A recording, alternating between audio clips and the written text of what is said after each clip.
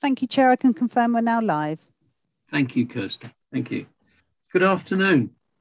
I'd like to welcome everyone to the public virtual meeting of Bracknell Forest's Local Outbreak Engagement Board. Please note that the meeting is being broadcast and recorded. So we move to agenda item number 1, apologies for absence. As is sometimes the case, people can have problems accessing digital meeting.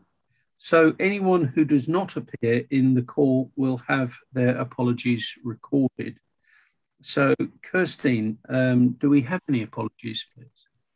Chair, I've received apologies from Councillor Brunel Walker and Kelly Williams, but of course anybody else on the board who has been unable to join will have their apologies recorded as you mentioned. Thank you very much. Thank you. So we'll take the roll call, and if members of the board would please turn on your microphones and confirm that you're present when Kirstine calls your name. And as we've said, anyone who doesn't respond will be recorded as having given their apologies. Thank you, Chair. Councillor Dr. Barnard. Present. Councillor Bettison. Present. Councillor Birch. Present. Councillor Brunel Walker has provided his apologies. Andrew Hunter. Present. Abby Thomas. Present. Kelly Williams has provided her apologies. Charlotte Pavitt. Present. Elena Rozelle. Present. Acting Inspector Sophie Gardner. Fiona Slevin Brown. Philip Bell. Present. Is there anybody else on the call whose name I have not called? Yeah, Tim Whedon, Chief Executive, I'm here. Thank you. Anybody else?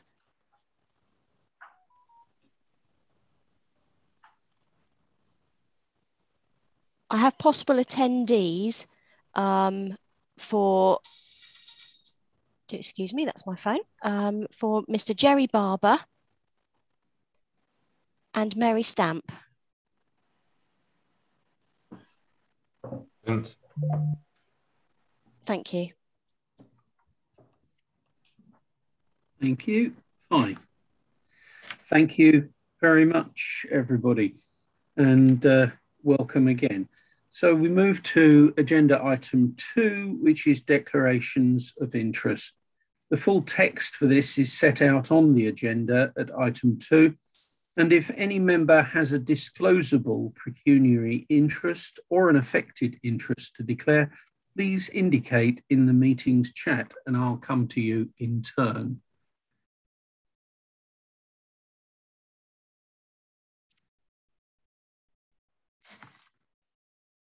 Don't see anybody, in which case, fine.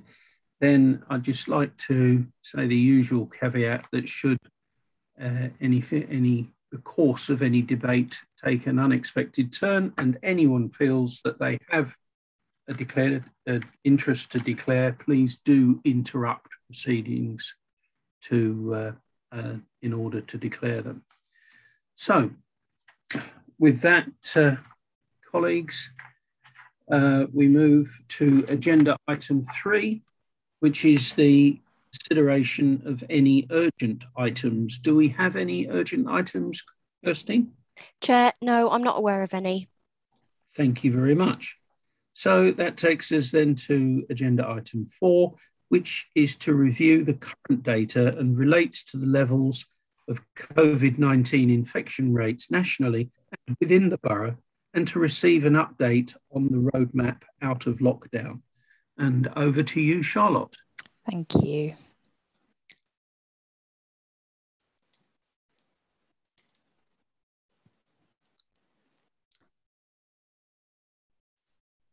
Is everybody able to see the presentation? We are, thank you. Lovely. Charlotte, thank you. Okay. So again, just to recap the familiar table that we like to review at each of the meetings, we can see that the cases within Bracknell Forest in the second line down have increased this week to 247.2 cases per 100,000 population. That's a 92% increase from the previous week. And when we look back to the week prior to that, 163% increase. So we are rapidly increasing once again in terms of our cases. And we can see if we look at the positivity, this is the percentage of all individuals who are tested who test positive. That has increased from the surge testing period where it was remaining stable at around 1% up to 6%, which is now slightly above the South East Centre average of 5%. So again, an indication that there's an increase in community transmission occurring locally.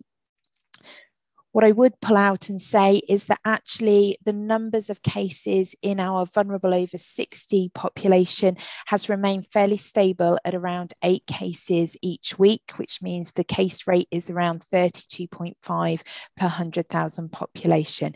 There is an increase of 166% on the previous week, but that number 8 has been stable for the last week, and we do have to treat that large increase with caution because these are very small numbers. So whilst the rates are doubling, this is the pattern that is being seen across the country. And as announced yesterday by the Prime Minister, we are now within that third wave as expected. Fortunately, whilst the cases are increasing, currently the hospital admissions and the deaths aren't, and they're increasing at a much slower rate. An increase, unfortunately, in hospital admissions and deaths is inevitable as cases increase. But what was stressed yesterday, that as we move towards step 4 from next Monday, if we do that with caution, then we have some control over how quickly the cases and thus the hospitalizations and the deaths increase also. So having talked through 4 tests that we again are reviewed each time we move from one step to the next along that roadmap, it's explained yesterday that there's no good time to move to that step 4. And actually with the school holidays due in the next couple of weeks, that's a natural fire break to the transmission that we're seeing locally, as well as the risk of the wider winter pressures that will come in the coming months, and thus increase pressure on the NHS. Now would be the most ideal time to take that step to step 4. So I will look at all of the information as I always do, but particularly pulling out the points of those 4 tests that the government take into consideration when making that decision. So we know locally that the rates are rising. We also know locally that Delta is still the dominant variant, as it is with the rest of the country. And as with the rest of the country, there are no other variants of concern looking at and causing a problem locally or nationally. So that's one of the tests that was passed in order to move to step 4. And as I've mentioned, while the rates are rising, pressure on the NHS and death rates remain low, and I've got information that I'll present shortly locally so you can see what that's looking like in Bracknell Forest.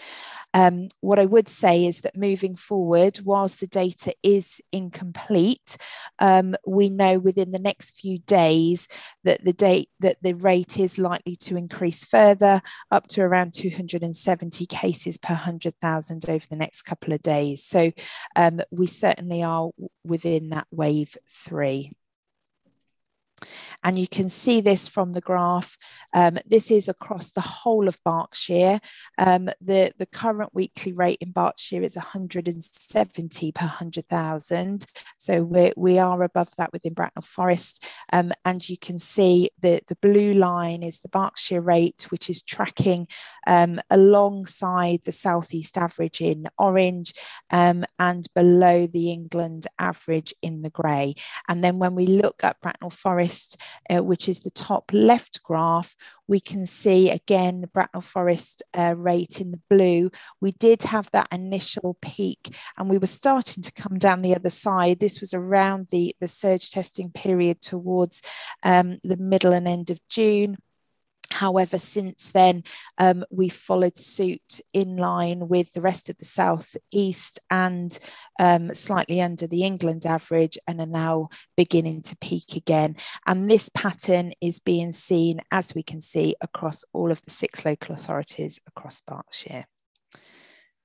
When we look at what's happening across Berkshire and then wider in terms of the neighbouring boroughs outside of the Berkshire footprint, we can see here, I do have to say this was published on the 6th of July, so it only takes us up to the 1st of July, and there will be some more darker spots now appearing locally. But the area within the red outline is the Berkshire footprint. Number 1 is Bracknell Forest. That's now moved to a slightly darker shade in line with what's happening to the north of the borough. And we can see that actually our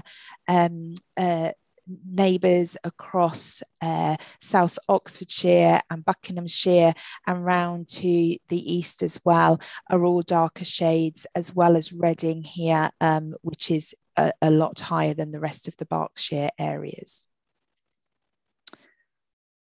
When we look at the cases locally in Bracknell Forest to understand where case rates are highest, it's clear, and it has been over since the middle of May, hence the surge testing strategy to focus in schools, that our darkest and highest rates are within the school age population.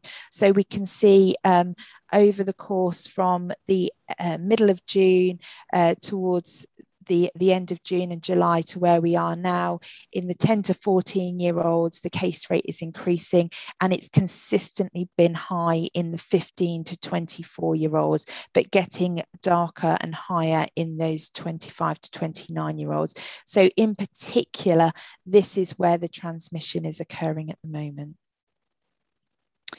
And then when we drill down and look at what's happening across Bracknell Forest, we can see that there are some darker areas and hotspot areas that are largely driven by outbreaks in educational settings. But this picture, as has done throughout this entire I suppose since the end of April, beginning of May time, we've seen hotspots pop up and then go back down. So there's transmission across the entire borough. At the moment, we are tracking those darker areas to make sure that there's not any outbreaks that we're not aware of and not managing. But actually, on the whole, there's no one particular geographical hotspot area that's causing us any particular concern. And then when we explore a little bit more into the demographics of where transmission is occurring and who we're seeing as our cases, this just demonstrates, as I've said before, so the vast majority, 77% of our cases up to the 6th of July were under the age of 34 and under, which again, when we look across is largely the pattern that is being seen across the whole of Berkshire. We can see that there's some slightly different demographics that are occurring in terms of age across each of the local authorities, but on the whole, it's the younger age groups, which is what we would expect given the vaccine program, and I'll come on to that in a moment. That's what we're experiencing locally. We know when we drill down further up to the 10th of July that actually 60% were between 10 and 29. So that's secondary school age largely, and slightly older younger adults. Again, slightly more have been male. And within males, the 10 to 19 age group, previously it was the 20 to 29-year-olds where we were seeing the highest number of cases, but that has shifted back to more school age groups now. As I've said, we are seeing large numbers and they are being managed well within the schools, but as expected, the close contact within a school environment is going to aid transmission. And we're also tracking the number of household cases, and we're seeing clusters responsible for around about a third of our cases. So over and above the schools, there is the community transmission going on. And then when we look at what's going on in our hospitals, these graphs look at Frimley Health NHS Foundation Trust, and I've also got the Royal Berkshire NHS Foundation Trust on the next slide. We can see the top graph looks at the number of patients admitted to hospital with COVID-19, and the bottom one is the number of patients in hospital. And you can see from the end of March through that it's remained relatively constant at extremely low levels, coming in and then staying in. And that's the same largely across Royal Berkshire as well. So there is pressure within the hospital settings, but at the moment, it's not COVID-related admissions and hospital stays. Also locally, thankfully, we haven't seen any COVID-related deaths in Berkshire in the last week. And you can see the average, the 5-year average is the grey line across the top. And this is the same picture. This is Berkshire, but it's the same picture in Bracknell Forest. We can see the non-COVID deaths in the orange and the COVID deaths in the blue. And again, very, very minimal and well below the average of what's expected. So the vaccine programme certainly is having that protective factor on the severity of the disease. So that's the second test in terms of the impact on the NHS. And then the final test being around effective vaccine rollout. And we can see here that as of the 29th of June in Bracknell Forest, 57% of people had received 2 doses and 79% had received 1 dose. So that's across all age groups. When we look at the over 65s, we have the top table is looking at the population coverage for 1 dose, and the bottom one is looking at population coverage for 2 doses. So in our over 65s, we've got 90% coverage and above for both doses, which is really, really positive. The variation comes in for the under 65s. And there is a significant decrease in coverage when we look at males compared to females. Now that gap, which I've noted here, so 77% of males have received their first dose and 53% of males have received both doses, and that compares to 81% and 61% of females respectively. However, that gap between males and females is decreasing over time. So what we've taken from that is that actually males aren't opposing the vaccine, but they're slower in coming forward. And again, just need to stress the importance. The second dose can now be accessed at 8 weeks, and it's important that everybody comes forward after that 8-week period of having their first dose to get their second dose as quickly as possible. We know the evidence base is emerging now. 1 dose reduces the risk of serious illness and death by around between 69 to 88%, but 2 doses reduces that risk by over 90%, somewhere between 91 and 98%. So it's really, really important that individuals now make sure that they are fully vaccinated with both doses. Evidence is also still emerging, but positively showing that it does look to be reducing the transmission of the Delta variant. But just to stress again, it doesn't eliminate it. So still, when you're double dosed, it should reduce the risk of transmission, but doesn't eliminate it, and therefore still important to proceed with caution. I'll move on to the step 4 of the roadmap and look at the implications now as to what that means. So the government set out the COVID-19 response for this summer, and will look to reinforce the country's wall of defence through continuing the vaccine programme rollout, and also through booster jabs and booster vaccinations, with a drive for take-up. In addition, it will enable the public to make informed choices through guidance rather than laws. And there's been a shift in terms of, as we'll come on to explain the detail, some of the measures, as I'm sure everybody's aware, that actually it's an individual responsibility to make those choices as opposed to it being governed by law. In addition, we will retain proportionate test, trace and isolate plans in line with international comparators, and the government will be managing risks at broader with support from the global response. And this is really looking at reducing the risk of variants emerging globally and entering into the UK.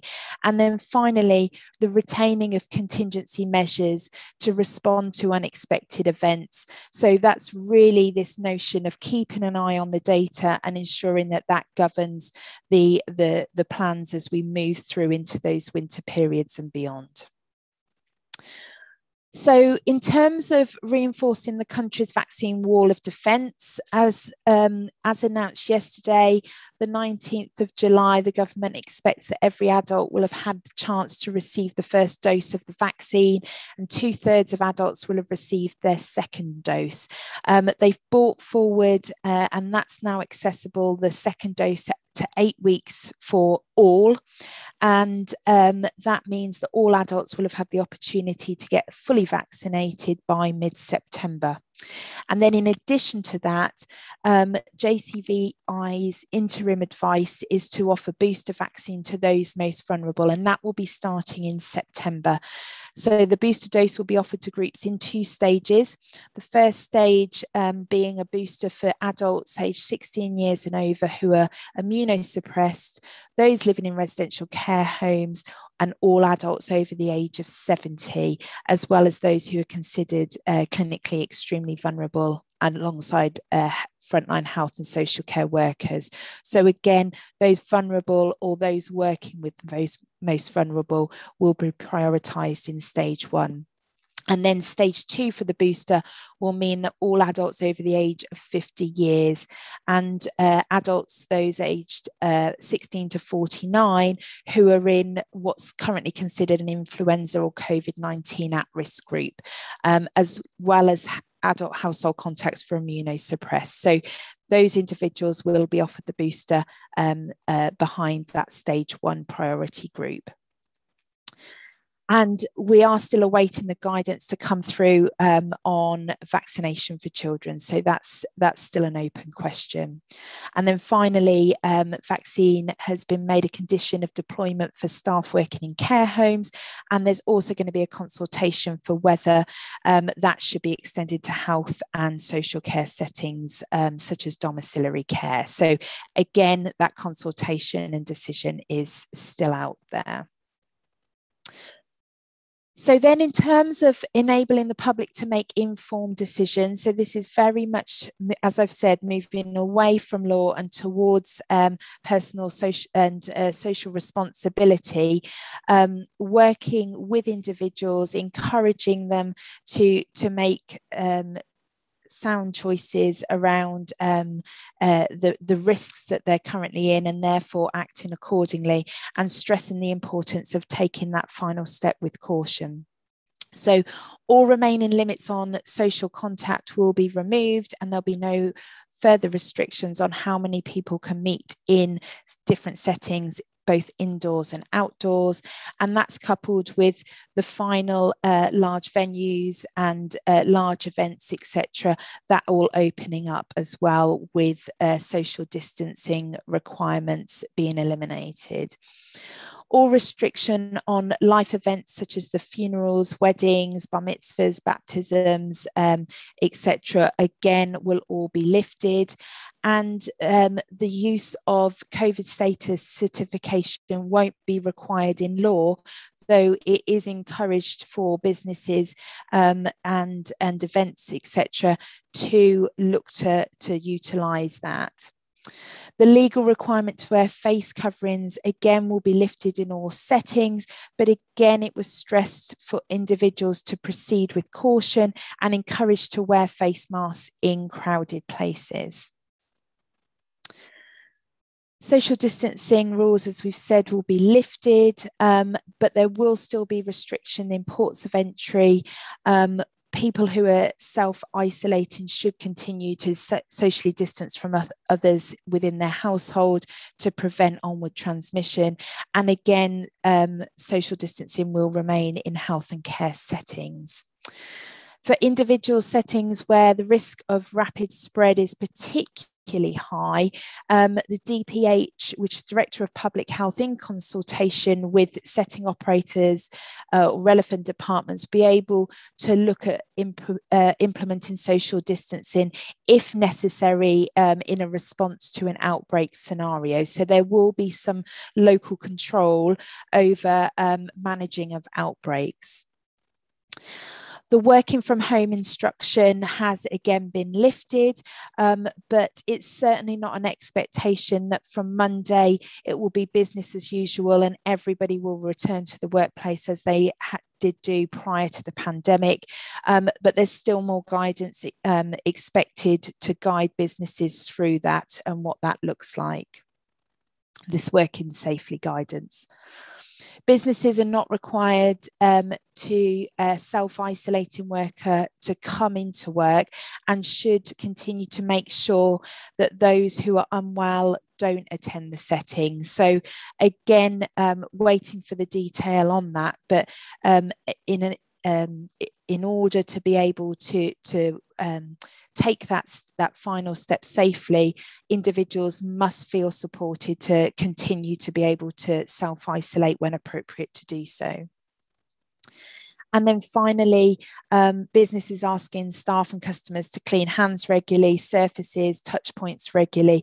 And again, that will be included in that working safely guidance that we're expecting imminently. As I've noticed, businesses will be encouraged to continue to display the QR codes for individuals to check in, and the NHS Test and Trace app, as explained in a few slides shortly, will still be in place. However, it will no longer be a legal requirement. So again, social responsibility there as opposed to legally binding. Care homes, the government will be lifting restrictions that limit individuals to the 5 named visitors. And again, specific guidance will follow.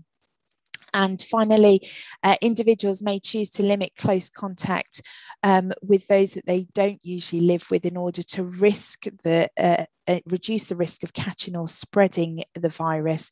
And this is particularly for the clinically extremely vulnerable. And guidance has been published today that locally we will review and look to see how we can support those who fall within that clinically extremely vulnerable group. As I've mentioned, the booster plans for September will support that group as well.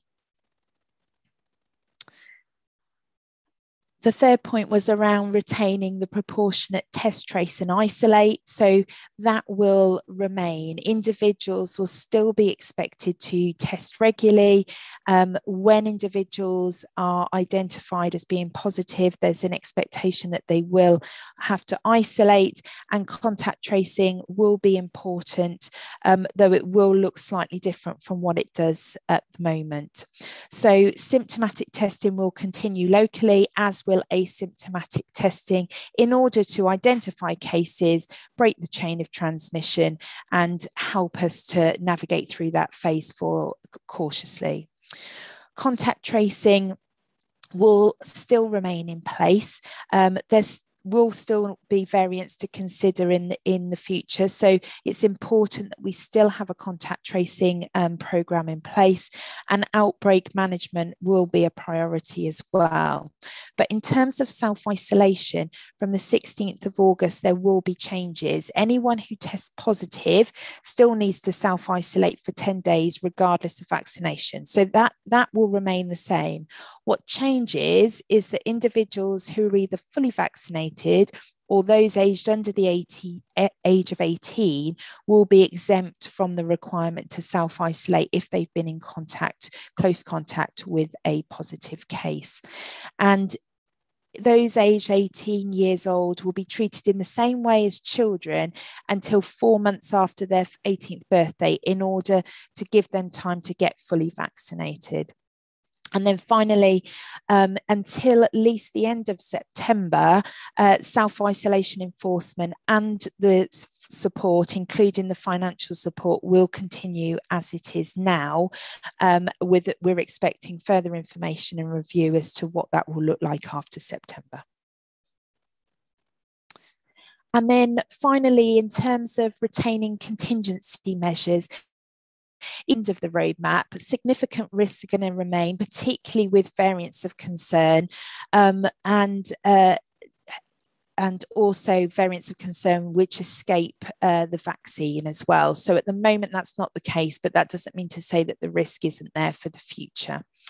The virus will continue to circulate this winter, and when coupled with influenza and other respiratory disease, and the normal winter pressures that the NHS sees, that is a significant risk and a cause for concern as we move into those winter months. And therefore, the government has said that whilst we have moved to that fourth phase, that actually it will continue to monitor closely the data and maintain contingency plans for reimposing economic and social restrictions, either locally, regionally, nationally, if the evidence and the data suggests that that's necessary in order to suppress any new threats that we face. The government will continue to monitor that data, and also will review the Coronavirus Act in the early autumn, and consider the requirement for the need of that through the winter. So current regulations will remain in place until the end of September, and they will enable local authorities to respond, as we have done, to any serious or imminent public health threats. So again, further considerations and reflections right the way through into the autumn period, with a view that we will perhaps need to regroup and rethink as to the plan moving forward over the winter period. And I'll stop sharing there.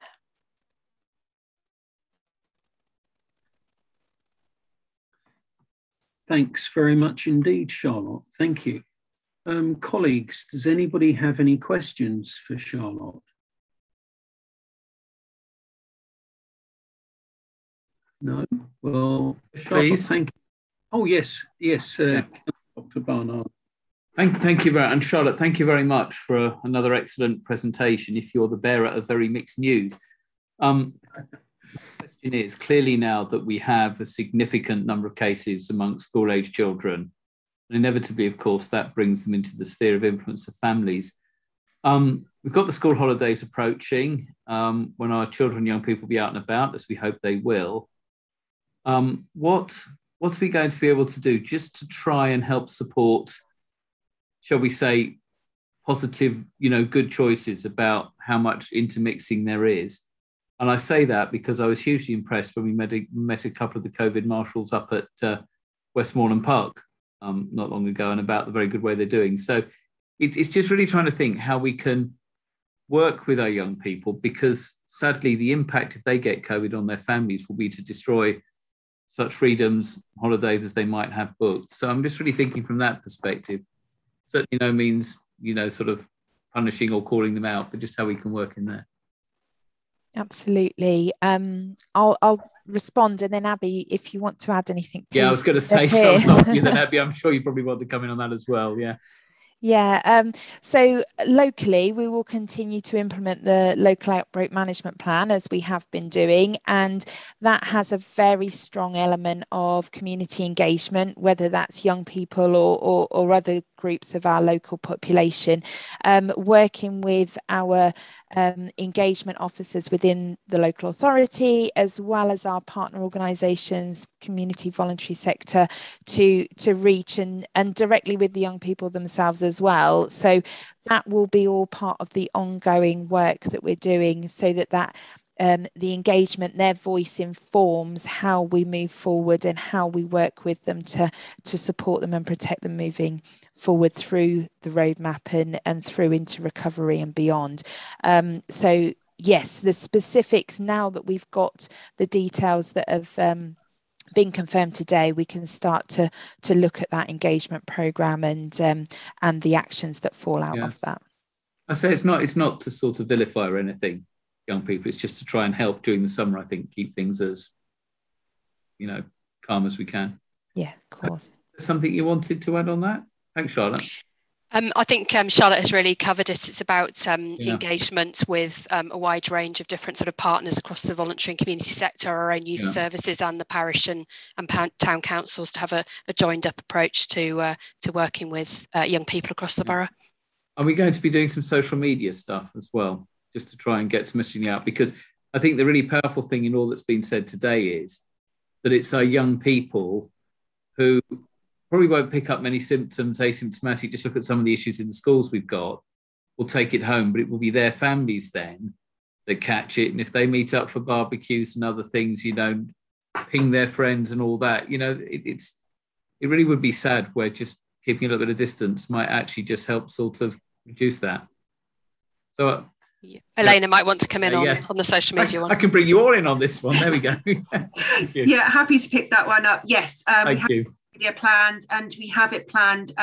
It's kind of a two-pronged approach. It's to reach older adults who have younger children, sort of parents, to encourage them to take sort of managed risks and to provide that guidance for them. But also for our younger population, we'll be using things like Snapchat and Instagram, which is what they use. So yeah, it's a two-pronged approach. Thank you very much. And I just hope, the message you can get out there. So, we just keep things in a nice, practical, socially responsible thing all summer. Great. Thank you. Thanks. And thank you very much for those responses too. Any other questions? I don't think so. So in which case, we'll move on to agenda item 5, which is communications and engagement update at a national and local level. And that's to be handled by Elena and Abby together. Who's going first? Elena's going first. Yeah, Elena. thank you, Chair. I would just share my screen. Bear with me 2 seconds. Mm-hmm.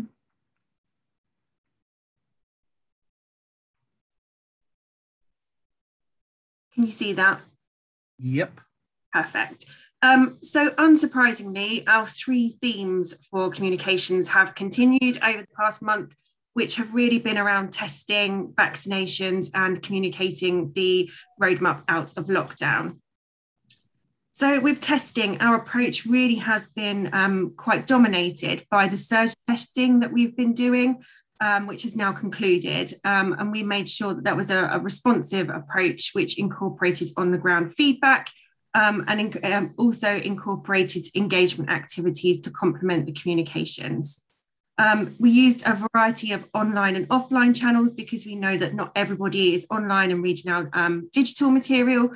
So we made sure we had things in like the Bracknell News for people who aren't online, but we also used out-of-home advertising, things like ad bikes and ad vans and signage, and our partners were extremely helpful in getting that message out to a much wider range of people. So I'd just like to thank everybody who helped us with those activities. As I mentioned, we also have started using Snapchat for our younger audiences, and we had some real success with that, reaching quite a significant number of 18 to 24-year-olds during the surge testing period. We've used translations. Specifically, we used Nepali assets, which were distributed by our engagement team to help people who didn't have English as a first language. And the reach overall for surge testing specifically was good for comms. But of course, there are things that we can't necessarily measure, like the ad vans and the ad bikes and on-site signage. But the feedback that we had was that from people who were our volunteers who were door knocking, around 80% of people knew what was happening and when. And our customer services team actually had only a handful of requests for further information. So we know that we did get that information out as timely and accurately as possible. The other thing, just to make the board aware, is that when we're measuring the success of the communications, we have to consider the national backdrop. We were in a very tricky position whereby there was lots of different national messages happening at the same time, specifically around events and that kind of thing. So that made our communications effort a little bit more tricky than what we would have liked. And we also have to consider that a full comms plan that we rolled out in a matter of about 8 days would normally take us about 3 to 4 months to plan and execute. So we are in the evaluation stage, just looking at what we could have done a bit better, but I think we need to consider it alongside that backdrop as well. Going forward, we're continuing to push out the need for people to do asymptomatic testing via lateral flow tests and the need for self-isolation, and that will continue as we go into stage 4 of the roadmap. With vaccinations, our real sort of push has been promoting to all over 18s that they should come forward for vaccination, that this is one of the best forms of defence against the virus, and also echoing to older cohorts and people who had earlier vaccinations, that they should bring that forward for their second jab to 8 weeks, which is in line with national messaging and national policy changes. We've been promoting a pop-up vaccination, which has been taking place. It took place between the 9th and the 12th of July in Bracknell Town Centre in Union Square, which is just outside Primark. And we planned those comms within 24 hours between ourselves and the CCG. And again, used a whole multitude of channels to get to younger people, but also made sure that we weren't excluding older cohorts as well, because it's just as important if older people haven't been vaccinated that they see these communications and come forward. So trying to break down some of those barriers and make it a little bit easier for them to come and grab a jab if they are out and about. We also use some paid for advertisements for that. And as I mentioned, we have started to use different channels like Snapchat, and we've done some paid for social media to target very young people, sort of 18 to 24-year-olds. We've also used some influencers who live in the borough who have very kindly donated some of their time to helping us get this message out a little bit wider, called Max and Harvey. For those who don't know, they are twins, and they're a singing duo who have a really high following on Instagram. So we've started to use different ways of getting that information out to people on ways that they actually use social media. There's no point in us keep putting stuff out if the younger audiences aren't engaging. So we are looking to widen that remit. Over the next couple of days, we will continue to focus on another pop-up vaccination centre that's happening between the 14th and 18th of July, back in the town centre again. So we're going to try and continue to drive that footfall. And finally, on the roadmap, we will continue, as we always have done, to promote all the national policy changes to our residents so they're aware of what they should and shouldn't be doing. This also includes our staff and the return to the office, which is a very gentle and gradual return, which will be emphasised to our staff over the next couple of days. And we're supporting our partners, for example, the Lexicon, with messaging around social distancing and face coverings, because we're aware that information has changed. So we want to help and support our residents, but also our partners in getting that message out. And finally, really importantly, is what we're promoting around stage 4 is that this is not the end of COVID. This is stage 4. This is not the end of the pandemic. There are still lots of health and safety and hygiene measures that we should all be taking to keep ourselves and our loved ones safe. Thank you. Happy to take any questions on that. Thank you very much indeed, Elena. Thank you. Colleagues, are there any questions for Elena? No? Okay. Well, thank you very much indeed, Elena. That was very, very good. And Abby, do you have anything to add? I think Elena covered a number of the engagement elements, but just to say that our engagement activity is informed by data on inequalities that we regularly monitor through a dashboard looking at vaccine take-up levels and also sort of COVID rates across different demographic groups. So informed by that data, we've been organising a number of engagement events with specific diverse community groups across the borough, and has been mentioned we'll be focusing on youth engagement over the coming weeks, and also in engaging with our partners at the ARC around ensuring that guidance and messages get out to and support to clinically vulnerable groups in line with today's guidance. Great. Okay. Thank you. Thanks very much indeed. Thank you, Abby. Now we move on to agenda item 6, which is public participation. Kirstine, do we have any questions or comments from members of the public? Chair, I'm not aware of any questions that have been submitted to the committee Dropbox in advance of the meeting. Okay, thank you very much indeed. And any questions that come in from the public via YouTube will be advised in due course. Agenda item 7, the final item on the agenda, is to review by exception the ongoing action log for the Local Outbreak Engagement Board. Do we have anything to be dealt with by exception? No? Okay, fine. In which case then, colleagues, we can move to the date of the next meeting, which is due to be on Tuesday, the 10th of August at 4 p.m. And I'd like to thank all board members for participating in this virtual meeting and declare this meeting closed.